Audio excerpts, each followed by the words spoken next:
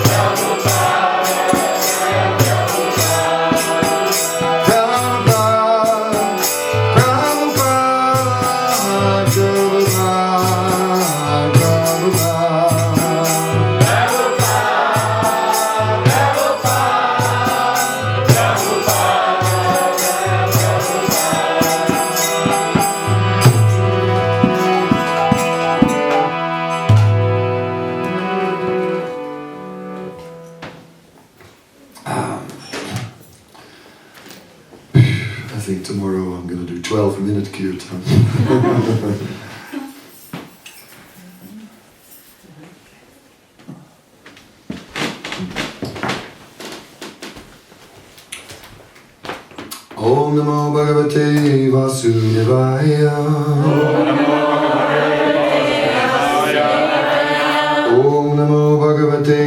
Vasudevaya. Om Namo Bhagavate Vasudevaya. Om Namo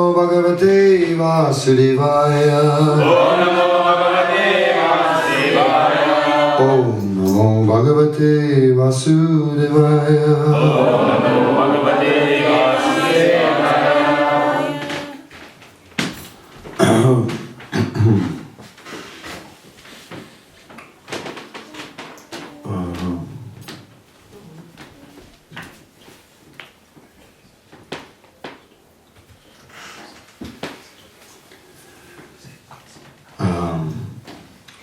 Yuyam Niloka Bhate Bodhibhaga Lokam Purana Muneyo Bhayanti Esam Grihanavastiti Saksat Gudam Param Brahma Manusya Lingam. All of you Pandavas are extremely fortunate, for the Supreme Personality of Godhead, Krishna, lives in your palace, just like a human being. Great saintly persons know this very well, and therefore they constantly visit this house. Srimad Bhagavatam, 7th Canto, Chapter 10, Text 48. For devotees of Krishna, tapas refers not so much to troublesome austerity of the body as to one-pointed concentration of the mind. And for his pure devotees, fixing the mind on Krishna is not an austerity at all, but the highest pleasures. For the Vaishnavas in Hastinapur, the invaluable fruit of tapas, sat tapa phalam, was to be able to see him constantly, sometimes physically, but always in their hearts. So this is a verse of Srimad Bhagavatam, and then with a commentary of Sanatana Goswami, as is found in the Brihad Bhagavatamrita. We are describing here how fortunate the Pandavas were, that Krishna just lived with them as a family member, as a servant, that Krishna was just accepting to be treated by them in such an intimate way. In this portion of the Brihad Bhagavatamrita, it is Hanuman who is speaking. Hanuman is glorifying, he is glorifying the Pandavas. Because Narada Muni has come to Hanuman, and Narada Muni has basically said that Hanuman is the greatest devotee, because Hanuman is 100% only dedicated in service of Lord Ramachandra. He has no other interest. He has no separate interest at all than the interest of serving the Lord. Therefore Narada Muni is saying, you are the most fortunate one. You are the greatest devotee. You are the dearmost one, because you are always close to the Supreme Lord. Where is a greater devotee than you? There is no devotee that is greater than you, O dear Hanuman. And Narada becomes more and more ecstatic as he sees Hanuman, and he tries to embrace him, he tries to jump, and then Hanuman begins to speak. And Hanuman says, no. Actually, if you make it less loud, then I will just speak louder. I'm trying to put my mouth on the thing so that I can speak softer. The softer I speak, the better. Okay. The louder the thing, the better.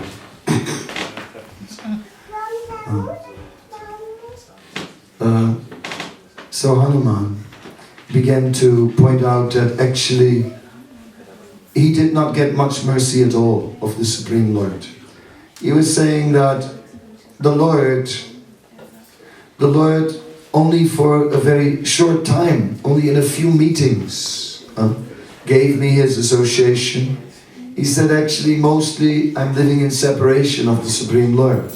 Practically, always I'm simply in separation. But look at the Pandavas. Look how extraordinary the Pandavas are. They got so much mercy. that the Lord lived with them personally for so many years in their palace. And they were treating him in a way that was inconceivable. Hanuman was just getting ecstatic symptoms as he was speaking about it. He said they would just order the Lord around. And they treat him like a servant. I mean, they just send him here and there and everywhere. The Pandavas were doing, sending him as a messenger. Sometimes Krishna would stand guard at night. He would just guard the Pandavas while they were sleeping. I mean, amazing how they treated Krishna. Krishna in so many ways was just serving the Pandavas just like a menial servant. It is mentioned that during the battlefield of Kurukshetra, Krishna agreed to become the chariot driver of Arjuna. And there was so much noise during the battle that many times Arjuna could not give orders to Krishna. Therefore, Arjuna used to kick him. He just used to kick him when it was time to steer the chariot to the left. He would kick him, and to the right he would kick him with the other leg. In this way, he was steering, telling Krishna where to take the chariot here and there. So how amazing was the relationship that the Pandavas had with Krishna. And as Hanuman is describing all this to Narada, Narada is just becoming more and more ecstatic to hear about it. And Narada just began to dance. And Narada just started to dance higher and higher, and he began to call out loud. And Hanuman didn't mind at all, because when he saw Narada's ecstasy, his own ecstasy increased, and he became more eager to go on speaking about the glories of the Pandavas. So, in this way, it is described how the Supreme Lord is dealing with his dear devotees, and how his devotees are dealing with him in a very intimate way.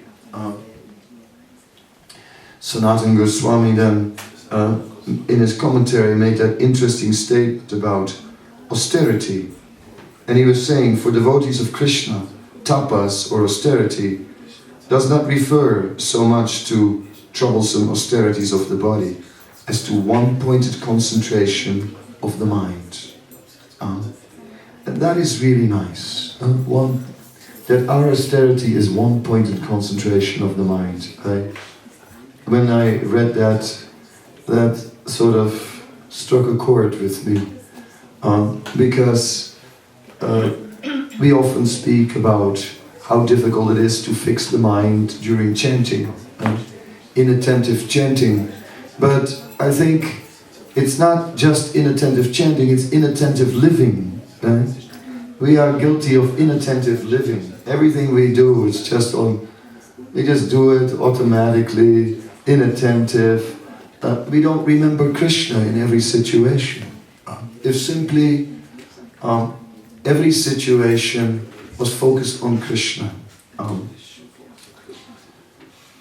Srila Haridas Thakur was daily chanting 300,000 names for the pleasure of the Lord.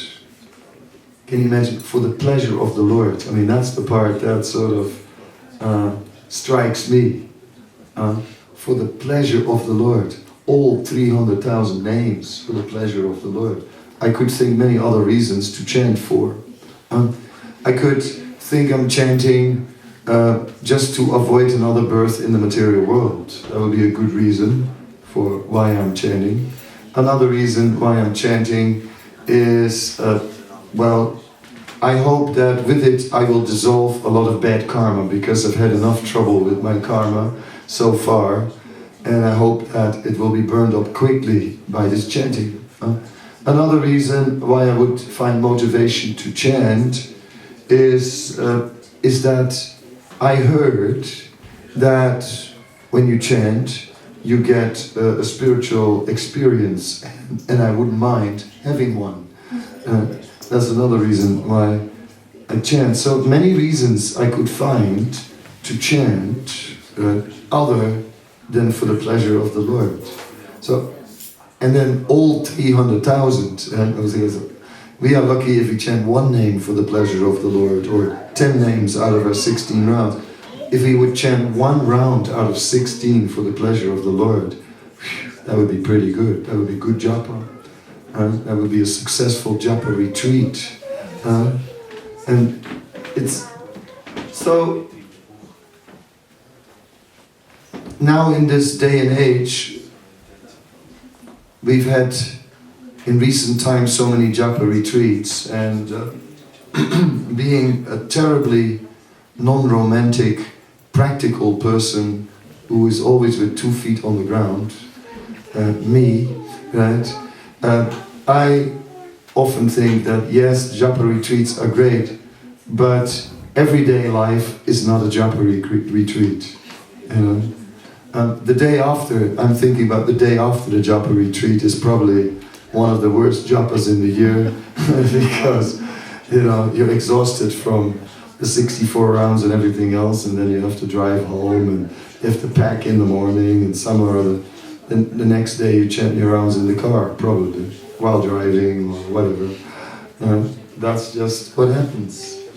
So, this one-pointed attention is what we're speaking about. That is the austerity of the Vaishnavas, to somehow or other have one-pointed attention. Now, the reason why I brought up Haridas Thakur is because I don't have the capacity to chant 300,000 names daily.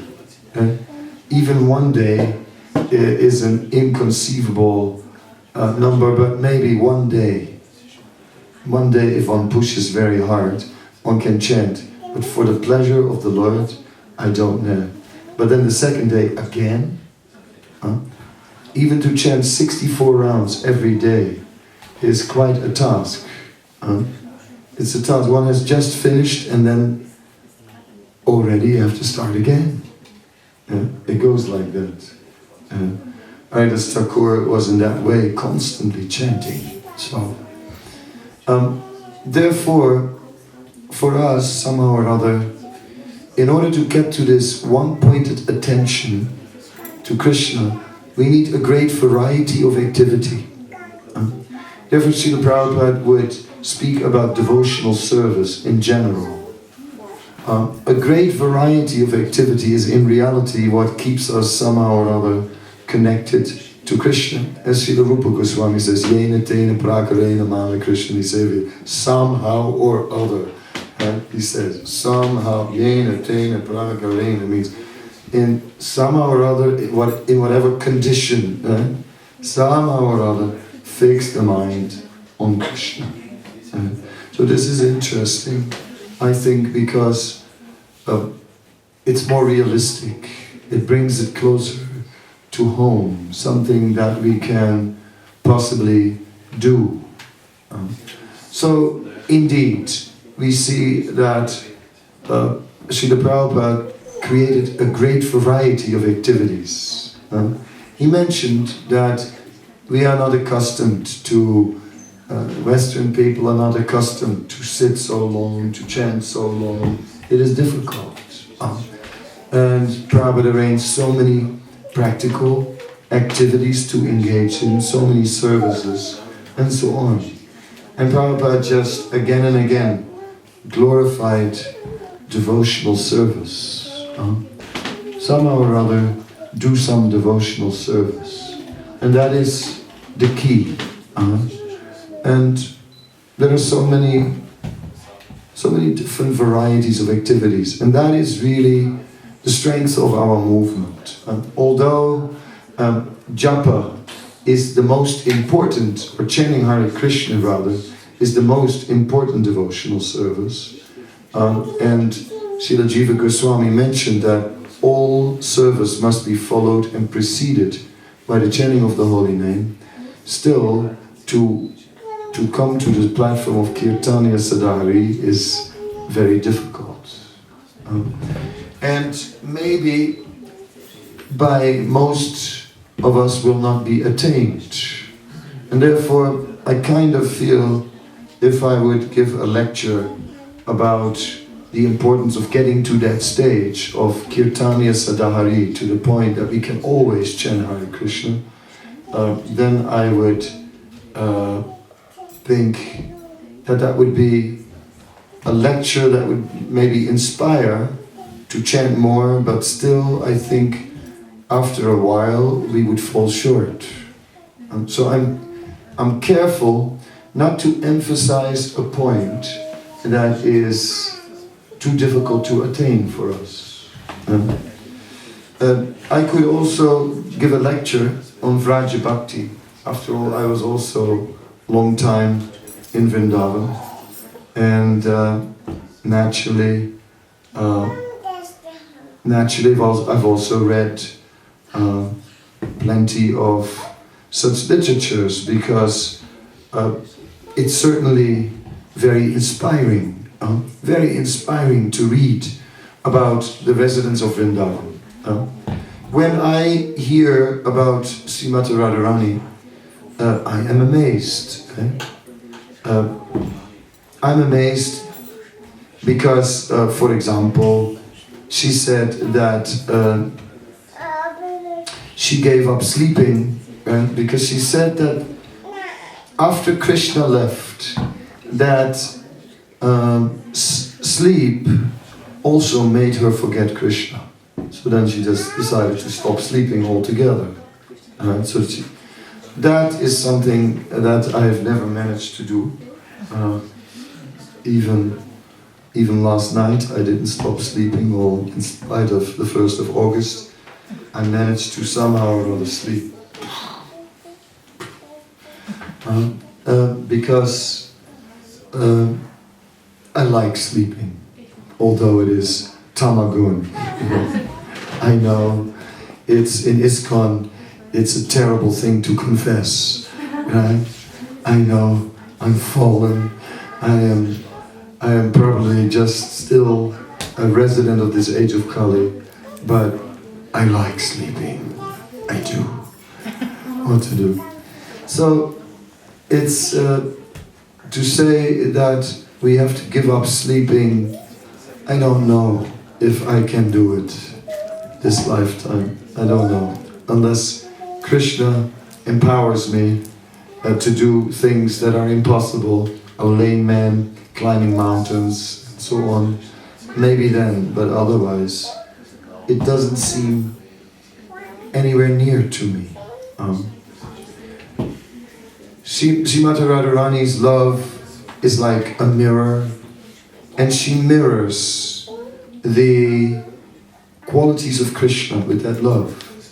And she always discovers more qualities of Krishna, and then her love also responds to that quality. And in this way she's eternally making more and more spiritual advancement. And all the residents of the spiritual world are in that way making eternal spiritual advancement, because their love eternally grows. Any aspect they discover about Krishna, they just love it. And me, I'm shallow. Some liking is there. And I like Krishna. I think he's very nice. I think I like to hear about Krishna. I like kirtan.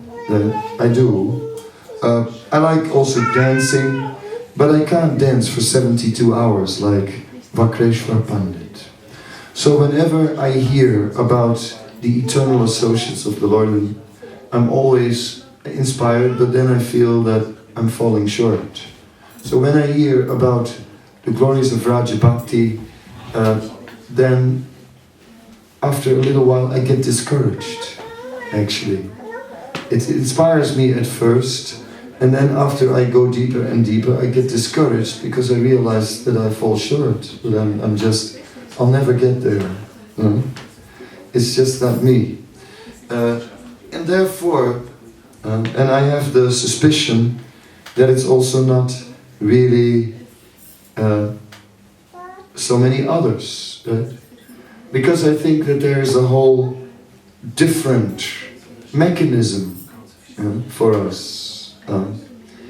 A mechanism where we are becoming elevated by mercy. I don't know if you've seen that little skit done by this American devotee about a horse race.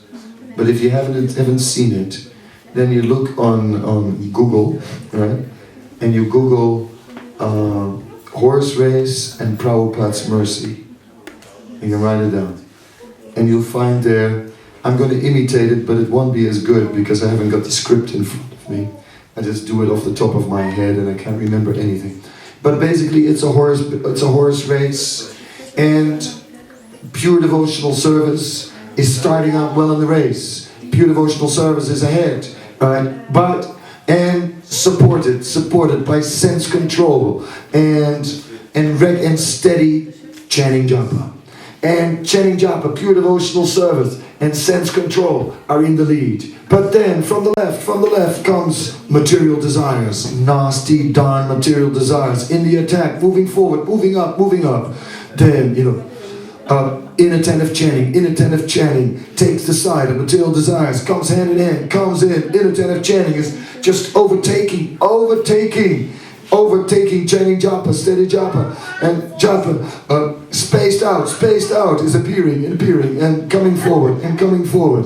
And the race is going on, and in the end, it is material desires that is leading the race towards the finish, and it really looks like, looks like they're gonna win. But suddenly from nowhere, from totally out of the back, from totally unexpected, with great speed, overtaking everyone and anyone, and just racing forward, and just amazing. It's Prabhupada's mercy that's winning the race.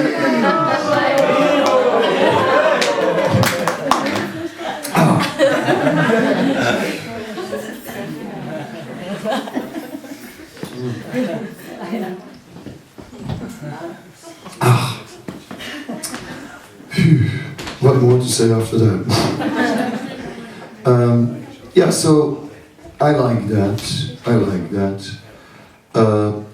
I'm really with that, Srila Prabhupada, right, did something extraordinary.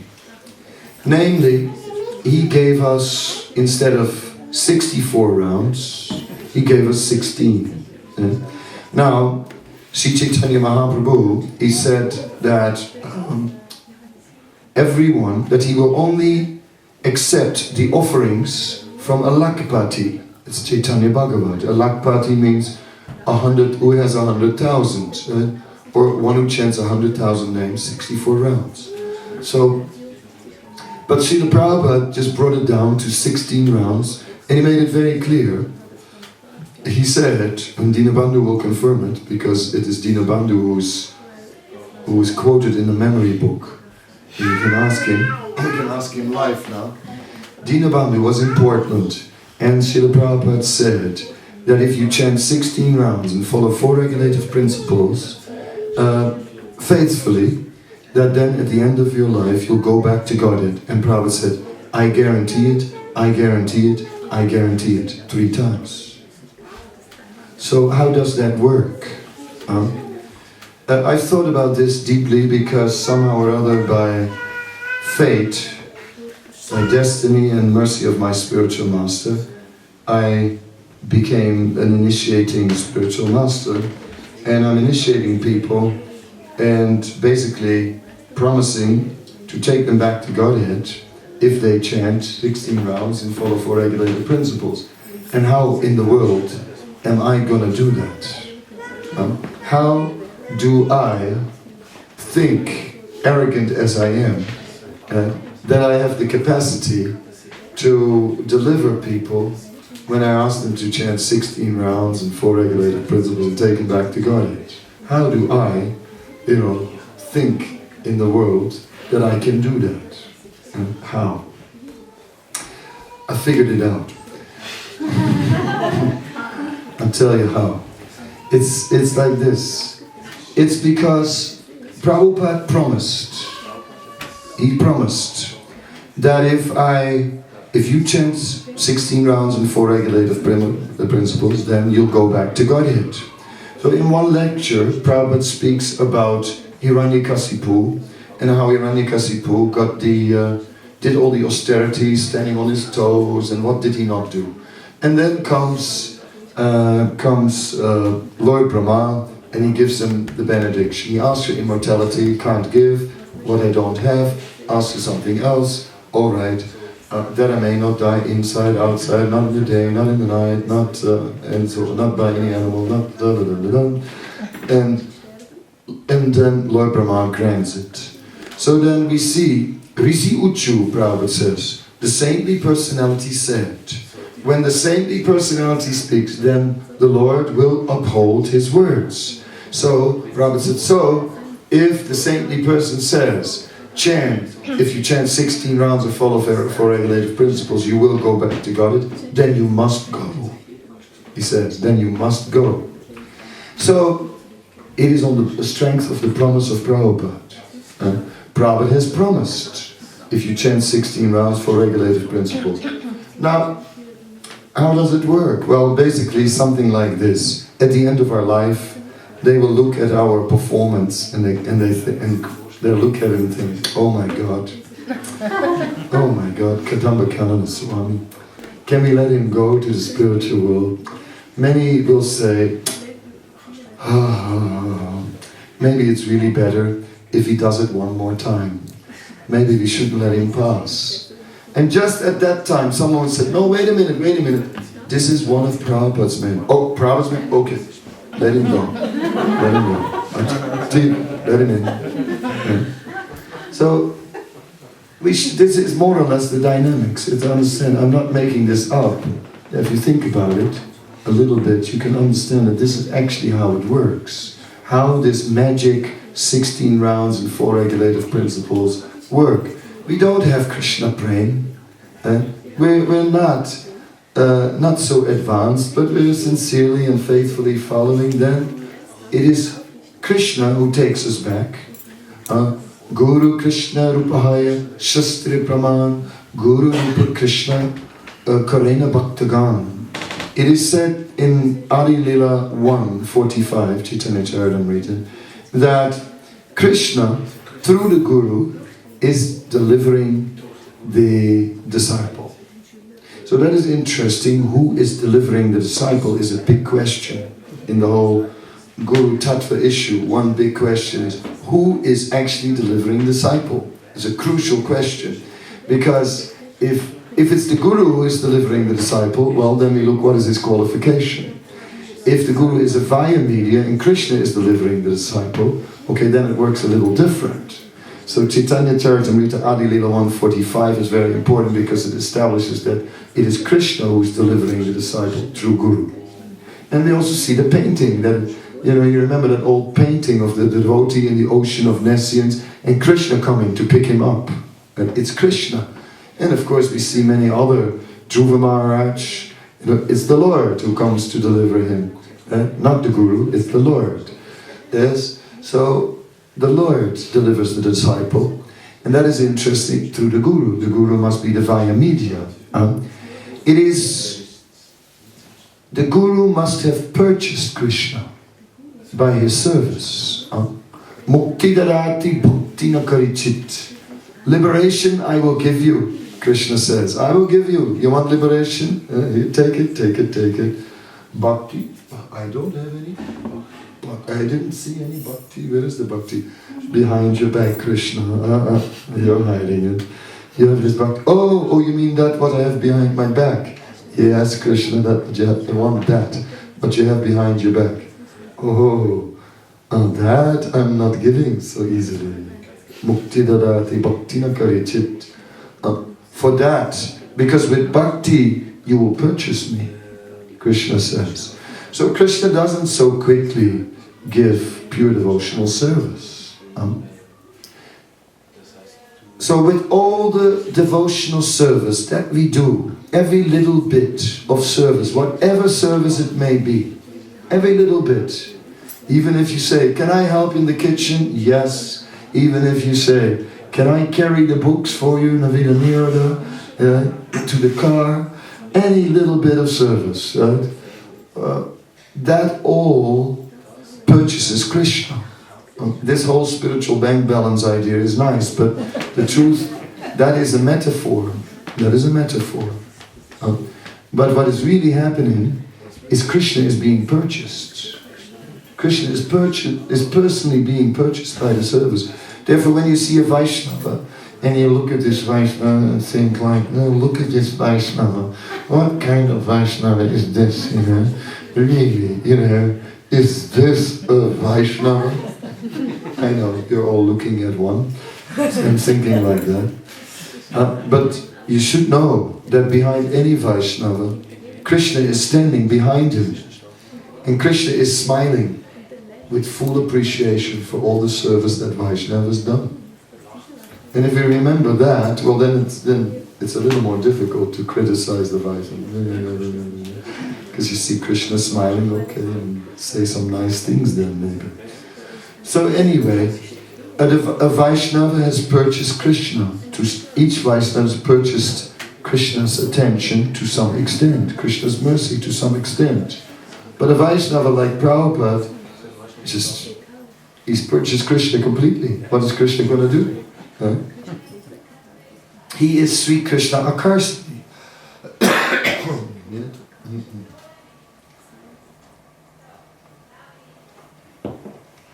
I know you want some shastric basis of what I'm saying. Well, it is right there in the Bhakti Rasamrita Sindhu. We have the verse, Klesagni Subhada. Mokshila Gutta Gret Sadurlabha Sandrananda Vishay Sadma Sri Krishna Akarsani. Janani was maybe from upstairs, some of his fishermen's friends. You've got them there. Are they with sugar or are they with magnesium stearate? Na, Magnesium Stearat ist oft nicht vegetarisch, kann man auf Internet nachschauen. Das gibt's darin. So ich esse es nicht. Was der Bauer nicht kennt, das fresse ich gar nicht.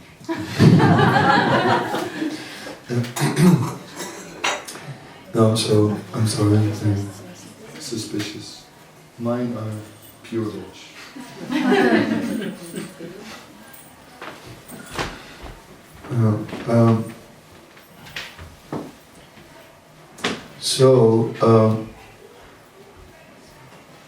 Where was I?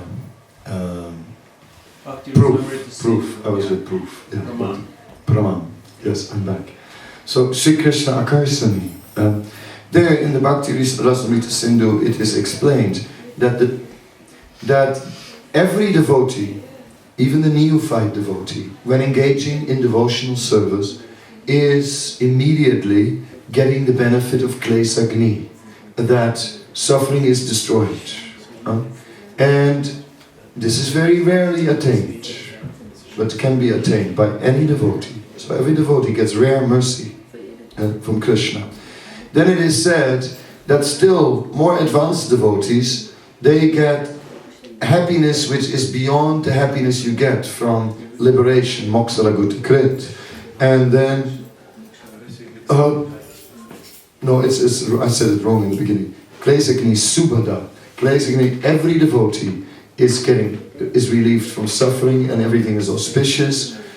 Those who are more advanced, they are getting that liberation, which is greater, that taste of happiness greater than liberation, very rarely attained. And then the topmost devotees, their devotional service is becoming Sandrananda Visesatma. It is becoming thicker and thicker and thicker. It is becoming dense. It is becoming, every moment becomes filled. Every moment. They are vyartakalatvam. They don't waste a moment. And they are always fixed in remembering Krishna. And then, Sri Krishna Akarsani. Such devotees attract Krishna with their service. And Krishna is just completely their willing instrument. Well, it's clear that Prabhupada is such a devotee. So therefore, the circle is round. I've closed the case now with Praman and everything. This is how it works, actually, in our movement. This is how our movement functions with the 16 rounds and the 4 regulated principles. And in this way, all the spiritual masters sit at Prabhupada's feet. That is the situation. And of course, they also attract Krishna with their own service, to whatever extent of advancement they may have attained.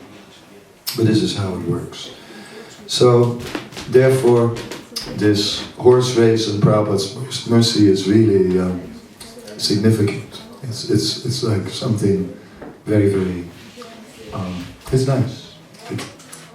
He understood something. And then I provide the evidence for it. So in this way, I like to take the lectures up, right? Up to the level of the Uttama Adhikari. And I like to discuss this because what happens with the topmost devotee is amazing. There is Srila Prabodhananda Saraswati. He was a sannyasi from South India. He was related to Venkatabhatta. Venkatabhatta was a very prominent scholar in Sri Rangam in South India.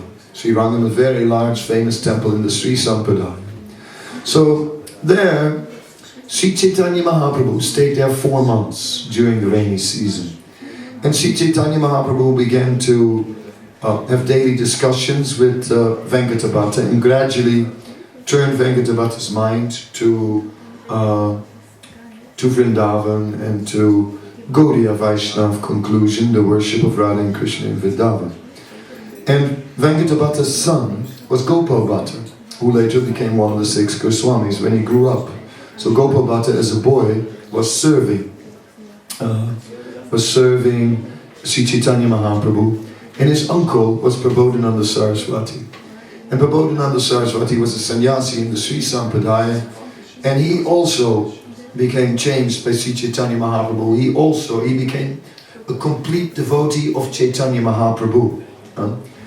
And he later also initiated Gopal Bhatta. So Prabodhananda Saraswati is a very important personality in our movement. And he wrote this book, Sri Chaitanya Chandramrita. And it is really something. Shall I read you a few verses from the Sri Chaitanya Chandramrita? We just need a password and a few other things. It's not cheap, you don't just get entrance to the Sri Chaitanya Chandramrita like that. But it's a Krishna conscious password, so it's okay. I hope I got it near me. Yeah. No.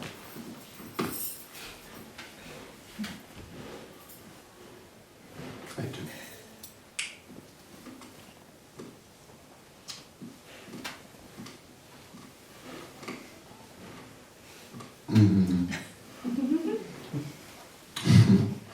I just have to go to the beginning because it's in the middle. It remembers where you read it last. And come on, go to the beginning. I want to search the document. What's going on here?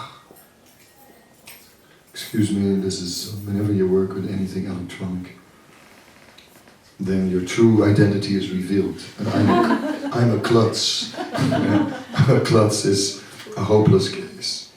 So, when it comes to electronics, I'm backward.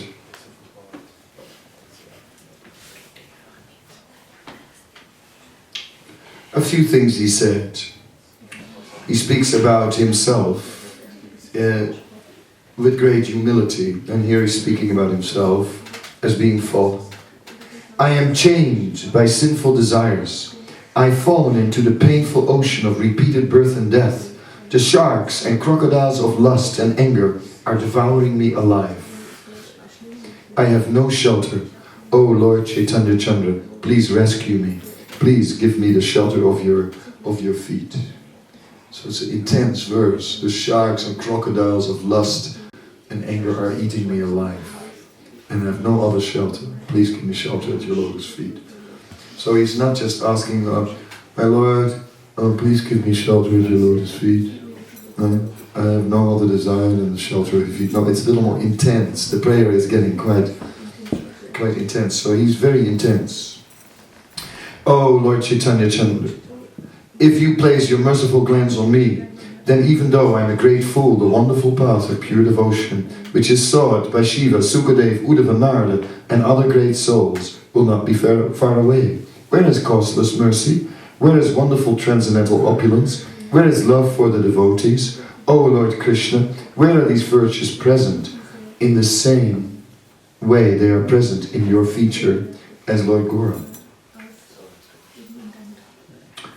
O foolish mind, please take shelter of Lord Gauranga, who is the Supreme Personality of Godhead, who is hidden from the view of the Vedas, and who, with his own transcendental potency, plunged the entire world into the great nectar of the ocean of love for the lotus feet of Lord Krishna.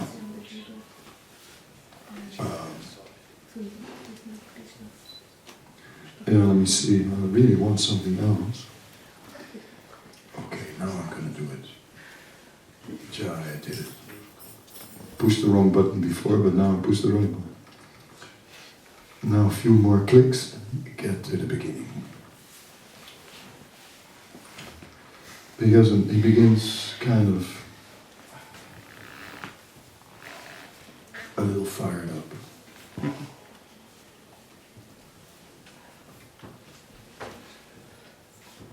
Who is this done? Hare Krishna, just have patience.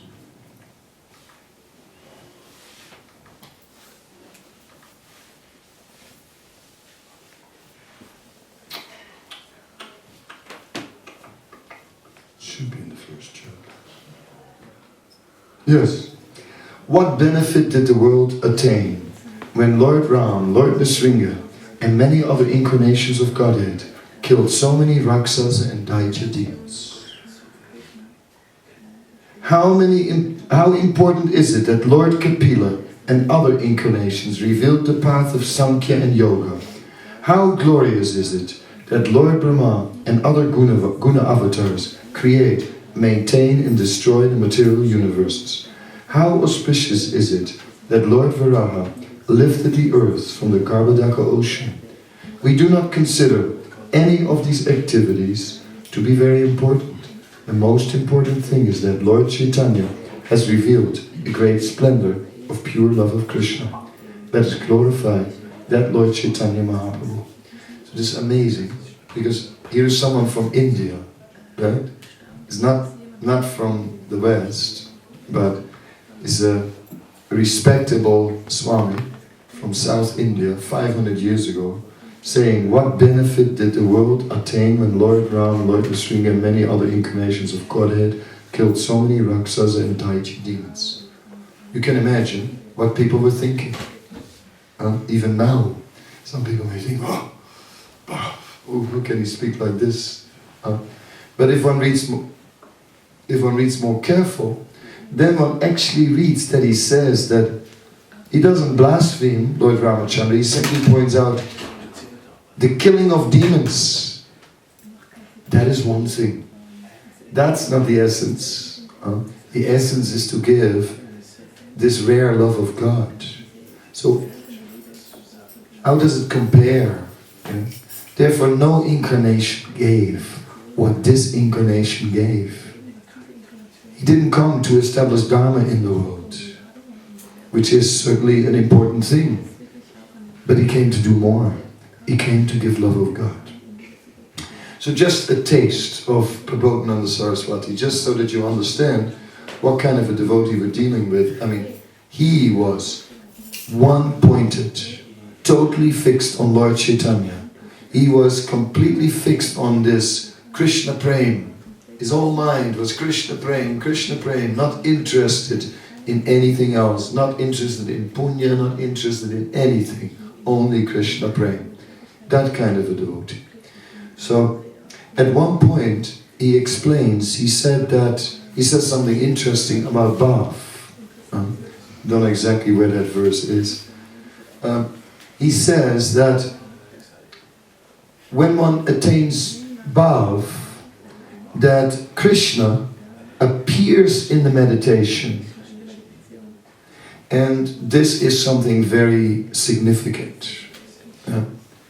It's because in our states of Krishna consciousness, it's us who are trying to fix our mind. Remember? Fix the mind on the name, fix it. Fix the mind. Fix your mind on Krishna's lotus feet. Fix your mind on your service. Fix the mind always. It's an austerity for us because the mind doesn't want to be fixed. It wants to go everywhere and anywhere and not on Krishna. So, therefore, yena tena prakarena mana Krishna seva. Always fix that mind on Krishna. But now what is he saying? He says when you come to the stage of bhava, very advanced, but then he says Krishna appears in your meditation. And what do we see described in the Bhakti Ratnakar? The Bhakti Ratnakar is a book which was written by Narahari Chakravarti. It's a historical book. And the Bhakti Ratnakar is describing, it begins with a little bit about the 6 Goswamis, a little bit about Krishnadas Kaviraj Goswami, and then it describes how Srinivas Acharya took initiation from Gopal Bhatta Goswami. It describes Narottam Das Thakur, and it describes a lot about the Goswamis and what comes after them. So it describes about Sanatana Goswami and about Rupa Goswami. And in the Bhakti Ratnakar we have all these miracle stories, and all the miracles that are relating to Rupa and Sanatana Goswami. It is in the Bhakti Ratnakar that you have that story about Rupa Goswami was writing, he was empowered to write. And one day Rupa Goswami was describing Srimati Radharani, and he was describing how the hair of Srimati Radharani, the braid in the back, was like a black snake. And, well, he was just writing all this, and then later he went for his bath, and he asked Sanatana Goswami, he said, I wrote some things today, why, maybe you could have a look at the manuscript and tell me what you think about it. So Rupa Goswami had gone, and Sanatana Goswami started reading the manuscript, and then when he came to this point where Radharani's hair was compared to a black snake, Sanatana Goswami think, well, this is a bit much. This is a bit much. I mean, really. I mean, he's taking a bit too much liberty this time. It's not very respectful. He shouldn't. I'll speak to him about it. Then he continued chanting, fulfilling his quota of rounds. So he sat on the banks of Radhakund, he was looking, and then on the other side of Radhakund, he saw these young girls playing with a ball, and they were throwing the ball and playing with the ball, and suddenly he saw this black snake on the back of one of the girls, and he calls out, snake, snake, snake! All the girls, snake, snake, snake, where's the snake? Sanatana Goswami ran over and said, snake, where? The girl said, where's the snake, where's the snake? And he pointed, on her back. Then all the girls laughing, that's not a snake, that's her hair. And then, just a few moments later, all these girls disappeared. And then Sanatana Goswami realized, ooh, Rupa was right. Then later, when Rupa Goswami came back, he said, how did you like the writing? Sanatana Goswami said, oh, I liked it very much, especially that part about the black snake. That was really good. So what kind of devotees? The point is, Bhakti Ratnakar describes what kind of devotees Sanatana Goswami, Srila Rupa Goswami, what kind of devotees there are. Krishna appears in their meditation. There's also that story we've heard so many times about Rupa Goswami sitting at Radhakund, someone just walking past a Vaishnava, and Rupa Goswami was just laughing at that moment, because he was in front of him seeing a whole transcendental pastime of Radha and Krishna performing this pastime. More or less the pastime is that Radharani wanted fruits from a tree, and Krishna said, all right, I climb in the tree to get the fruits, and he picked fruits and threw them down, and each time they were the wrong fruits. They're not ripe, useless fruits. So Krishna said, well, you know, what do you expect? You know, I'm a cowherd boy, I'm not a fruit vendor, you know, what do I know about fruits? So then Krishna said, if you're so expert at fruits, then why don't you pick them yourself? And he pushed down a branch, and with his foot, and she held on to the branch with one hand and started picking the fruit, and then Krishna lifted his lotus foot, and then the branch just flew upwards, and then she fell backwards on the ground, and that's when Rupa Goswami left. And this Vaishnava walked past and took offense that Rupa Goswami laughed at him. So then the whole pastime broke, and then we know that Sanatana Goswami, later he spoke to Sanatana Goswami about Sanatana Goswami said, you must have offended the Vaishnava. I didn't offend any Vaishnava, I don't know about offending any Vaishnava. He said, what we'll do is we'll organize a big feast, and whoever doesn't come, that's the one you've offended. And there's one Vaishnava, he didn't come, and then it turned out that he was the one who taken offense. Then later they had a discussion, and then the other Vaishnava realized he made the offense. I'm sorry, I made the offense. Rupa said, no, I made the offense. No.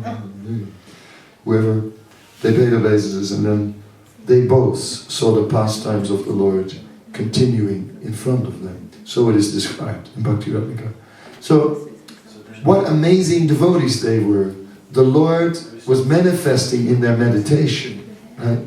They were not forcing their mind, but the Lord is meditating, appearing in their meditation. Just as Prabodhananda Saraswati said. So this is the advanced level. We're not there. We are at the stage of struggling. We may have some taste, right? But it's not that Krishna appears in our meditation. Sometimes in our meditation, we may meditate with some taste by Krishna's mercy. But Krishna appearing in the meditation, that's something else. So, I don't know if that will ever happen this lifetime. Anyway, you know, no matter what happens, we'll stay in the race, and we'll try, you know, chanting japa, still in the race, you know, following the regulative principles, still in the race after all these years. And yes, surrendering devotional service, still in the race, still going strong. Oh, material desire, stay to the back and keep on going. And just riding that horse and straight for the finish. Because we know, you know, that somewhere along the line, Prabhupada's mercy is in the race, and Prabhupada's mercy will be there in the race, and there's no doubt about it.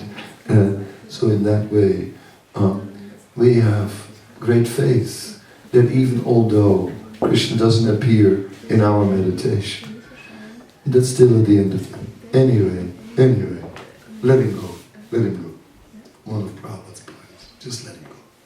And then in the spiritual world, it will all be there. And then we'll be racing with Krishna. Right? We'll be racing with Krishna on Kaliya. Because Sanatana Goswami describes that one day in the spiritual world, Kaliya was back. But this time, what they did, they bridled him like a horse. They put reins. And all the cowherd boys, they got on the head of Kaliya, and they were racing up and down the Yamuna. So, we can also maybe join that race, instead of the horse race, or the rat race. In this way, we can be very optimistic about the mercy of the Lord and His pure devotee. And that is the one thing that gives me a lot of hope, and therefore I ain't given up. No way. Okay, thank you very much. It's late, but still 5 minutes for a question or so. If there is one. If not, then we'll just go to bed. No question. One. Srila Rupa Goswami was writing, that was in Vrindavan? Yeah, Radhakot. And Radhakot. Yeah.